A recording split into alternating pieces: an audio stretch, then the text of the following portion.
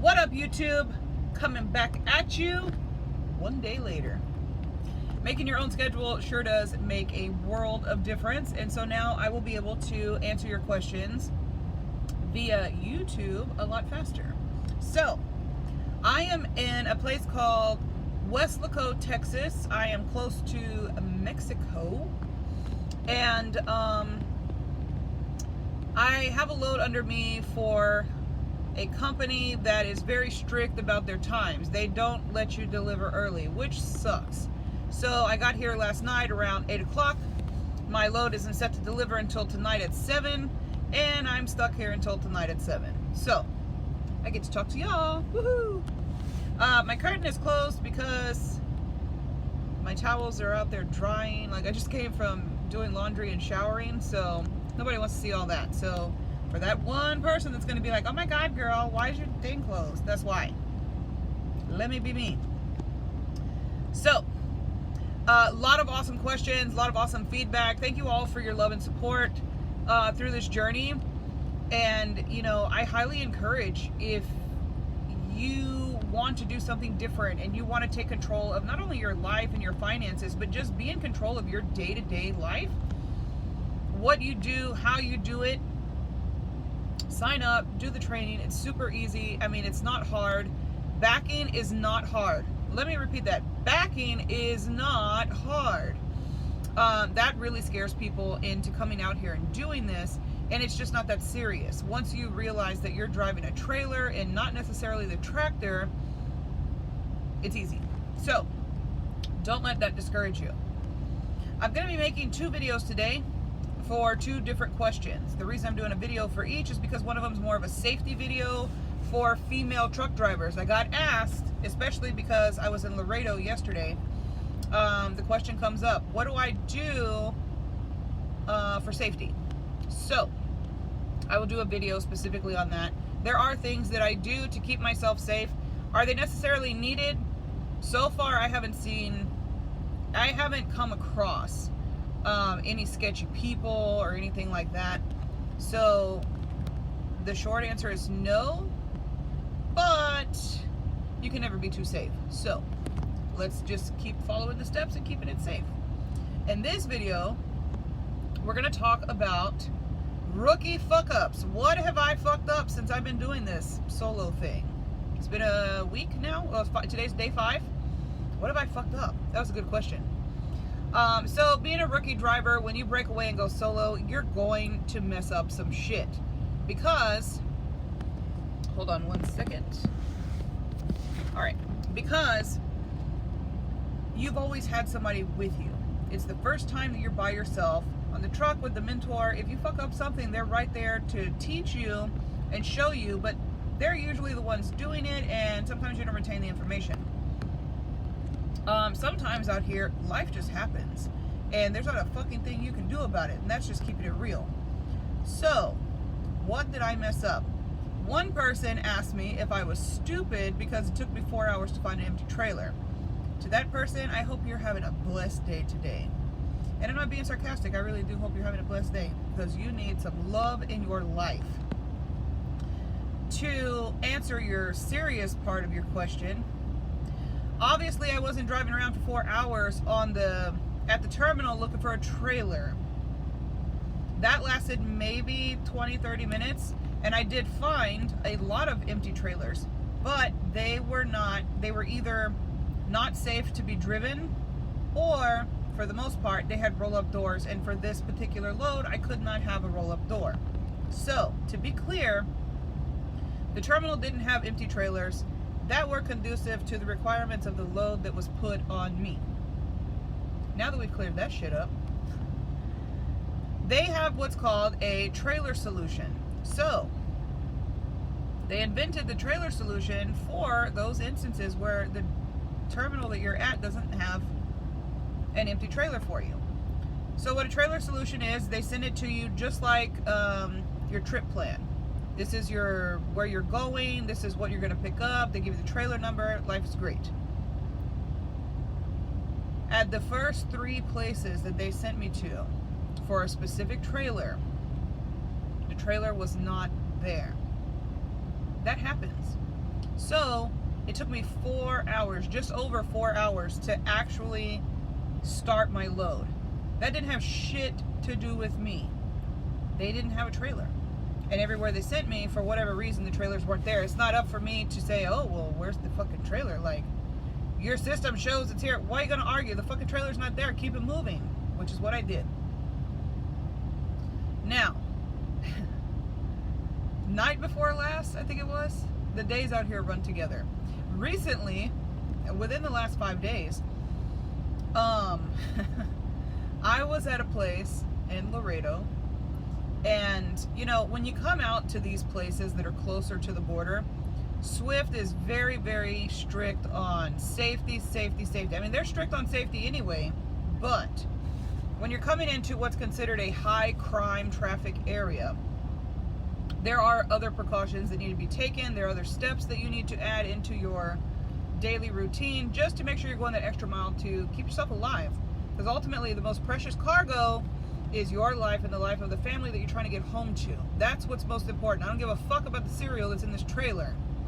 I wouldn't care if it was 5 million iPads in that trailer. I don't care. It's not worth my life. So, you know, I'm trying to get home to the ultimate cargo, which is my family. So, extra steps. Are they needed? Are they necessary? Probably not. I met some of the nicest people in Laredo. I'll get to that in a minute. But it's not a corner. Those are not corners you want to cut. The rules are in place for a reason, and that reason is to keep you, the truck, and the trailer, and the goods inside of the trailer safe. Ultimately, it's you. Okay? That's who we're trying to protect. So, I had to learn to, I'm not a person who locks my doors. So if you see me out here at the truck stop, please believe I lock my doors now, so don't be coming for me.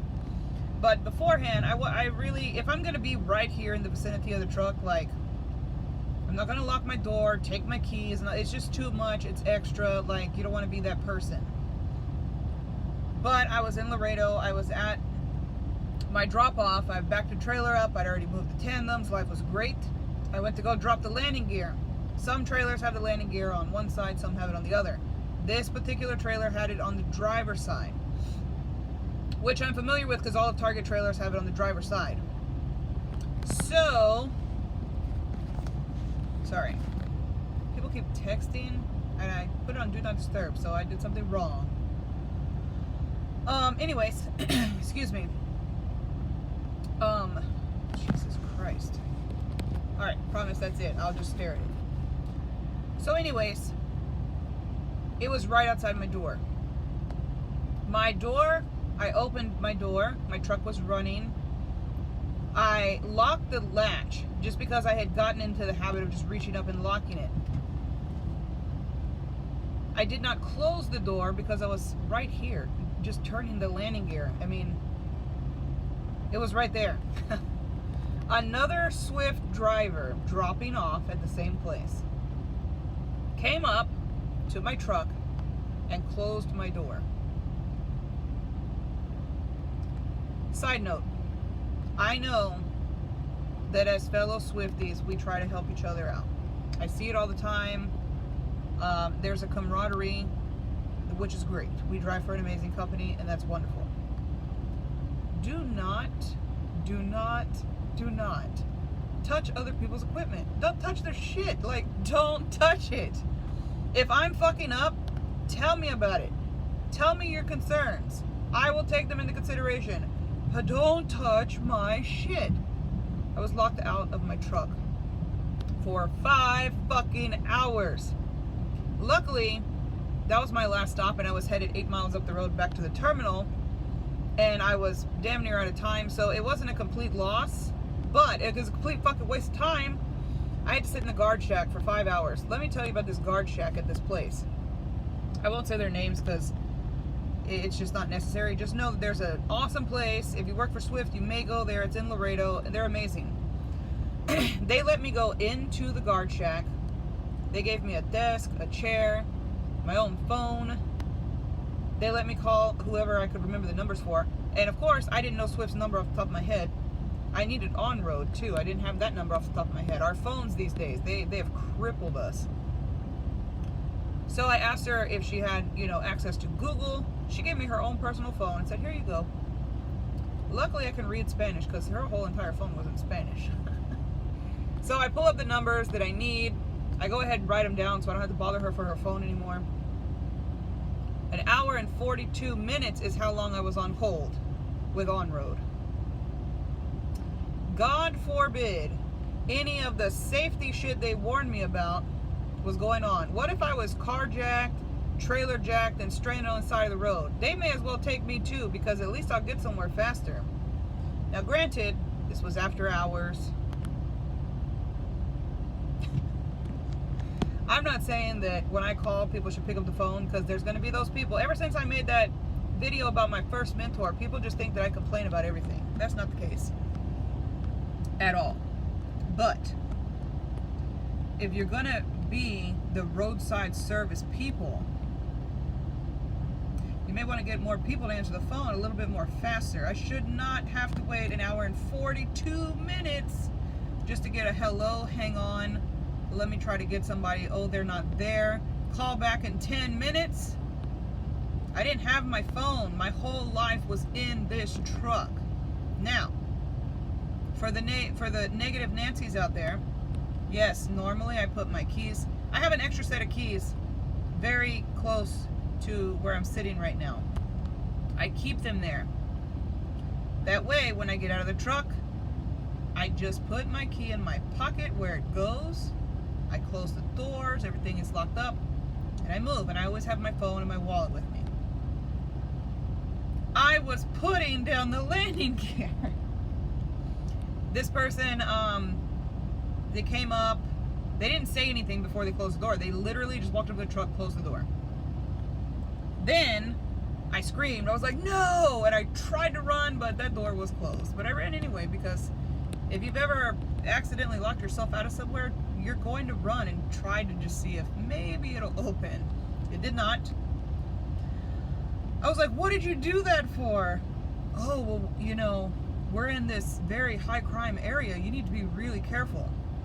True. I do need to be very careful. I'm not denying that at all. Does that give you the right to touch my shit? No! So, I'm not mad at the person. Don't even know the person. But, if you see this video, please don't touch people's doors, trucks, tractors, trailers. Just don't do it. Let me know first. Me personally, let me know. And I'll let you know why I'm doing what I'm doing. So, I was locked out, on the phone forever. I literally had to call them back in 10 minutes, and guess what? I was on hold again for damn near 2 hours. I'm not even joking. I couldn't make this shit up if I wanted to. I was frustrated, to say the least. Now, the lady, there was two ladies and a guy that were inside the shack.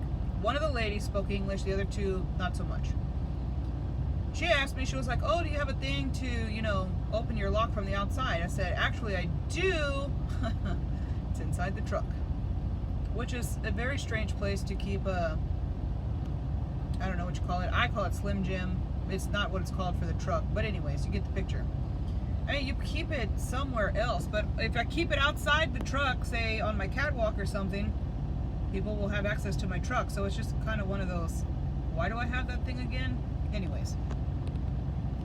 Swift says, oh, you're only 8 miles from the terminal. We're going to send somebody. They never came. They never came. I take that back. He came when I was driving off the fucking lot to go back to the terminal. That's when he showed up. Now granted, it was after hours.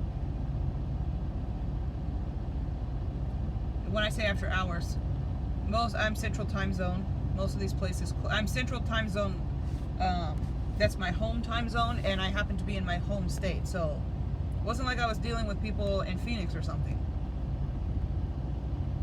When I say that I got locked out of my truck past hours, so most of the Swift phones roll over at 5 o'clock. This happened at 5:04. 5:04 is when I made the phone call. And even then, On-Road is 24/7, so I don't really have an excuse for them. So what happened was, the lady that was sitting next to me, she heard me. I called my husband. That's one of the numbers I do know by heart. Let him know what was going on, because they were really worried about me coming to this high crime area. So of course I let him know, hey, I'm here safely, I'll let you know when I leave. Well, hours were going by and I hadn't left yet, so I didn't want them worrying. And I told him, hey, call my mom, you know, do that whole phone chain thing. While I was explaining to him my frustrations with the lack of communication on the after hours and on-road parts of what was going on with this situation, the lady next to me had a light bulb go off. We're at a place where there's thousands of truckers coming to drop trailers, pick up trailers. I mean, the whole fucking place is just a roundabout for trailers. So she went and started asking some of their people that work there on their yard if they could open the door. One of the guys had that tool that I needed, but it was at his house in Mexico. That guy went to his house in Mexico. It took him a little over an hour, but he came back, had another load, by the way. Those are some hard working people. Not that I didn't know that, because I am Mexican. Half of me is. I mean, they get it. They get it anywhere. Once you hit Laredo all the way down south here, I mean, they get it. They'll run you off the road to get it. I have found the worst truck drivers in America. They're in Laredo, Texas.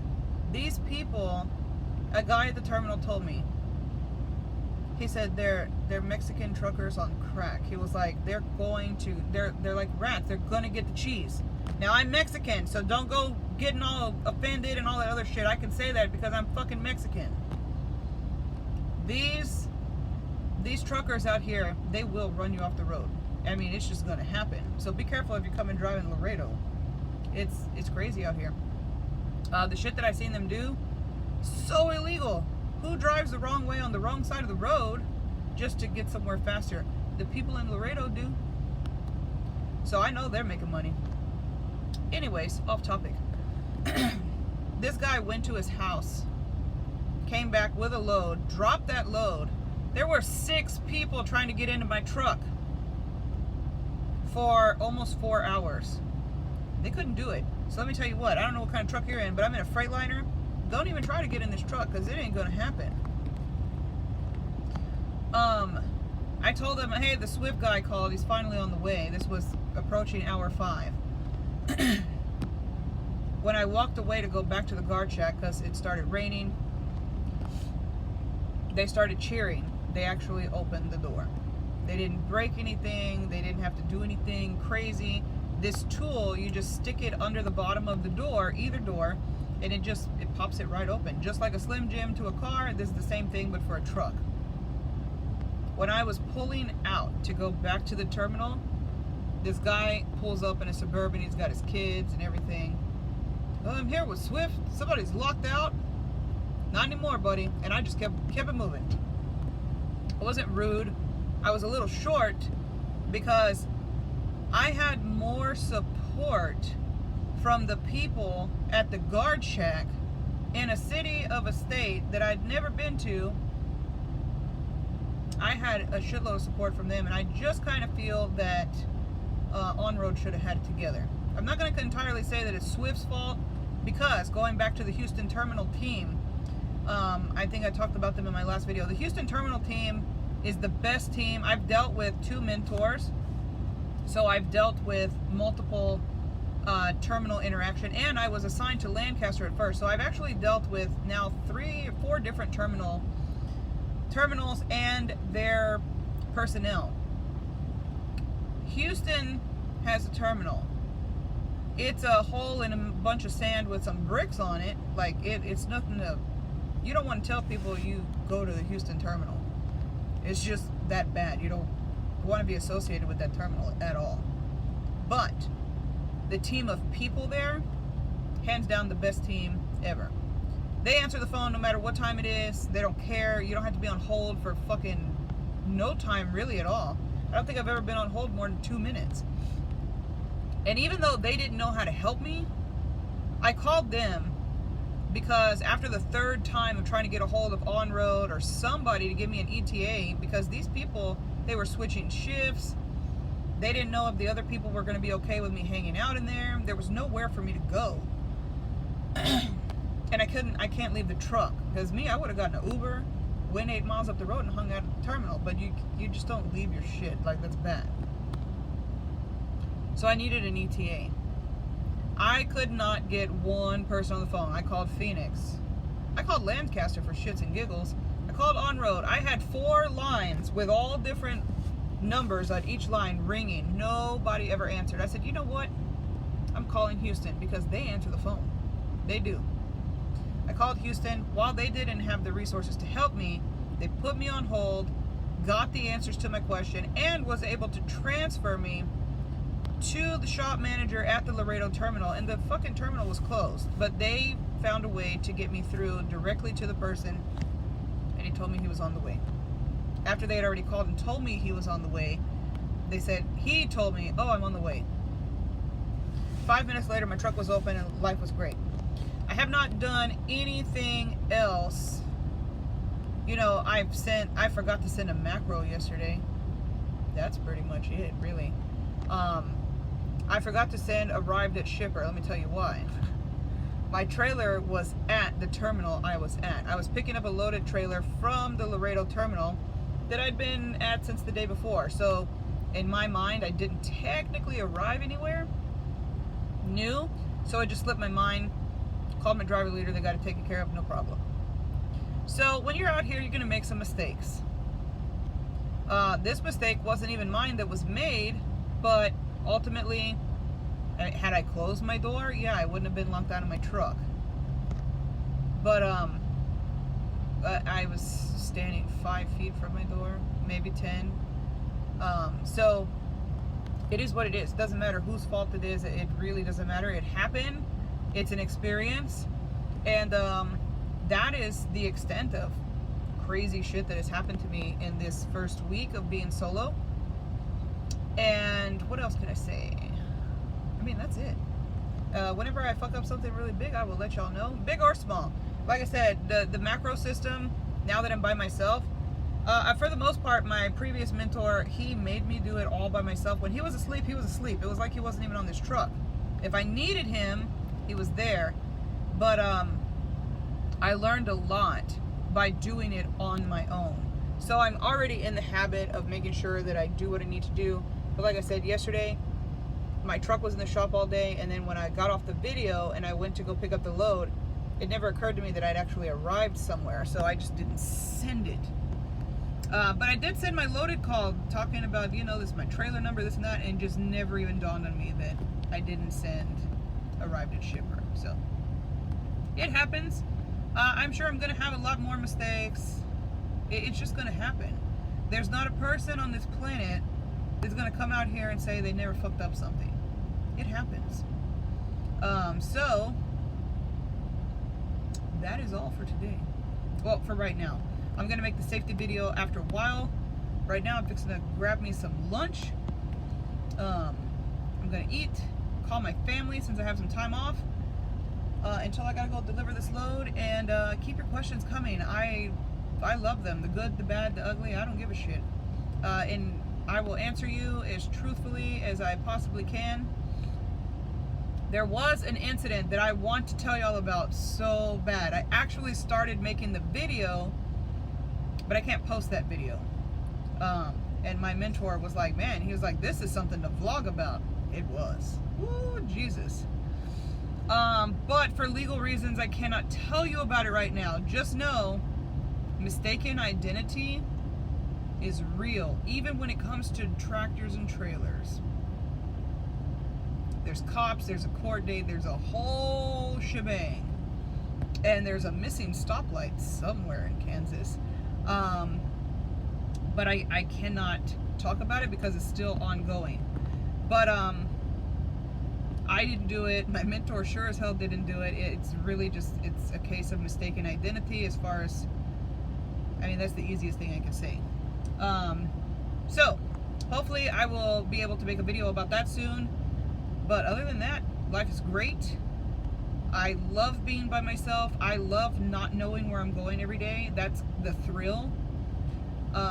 Maybe one day down the road I'll do dedicated, but as for right now, I like not knowing where I'm going. I almost have this little excitement with anticipation as I'm waiting to see where I'm going next. After I finish up a load and I send my empty, I'm like, where am I going? Where am I going? I'm sure that'll fade away one day. I am sure it will. But as for right now, I'm going to enjoy it and enjoy reading and replying to all of your comments. Make sure that you hit like and subscribe. And again, if you think that nobody's going to ask the question you're going to ask it, because trust me, other people want to know the same things that you want to know. Y'all have a good day out there. Be safe. Bye.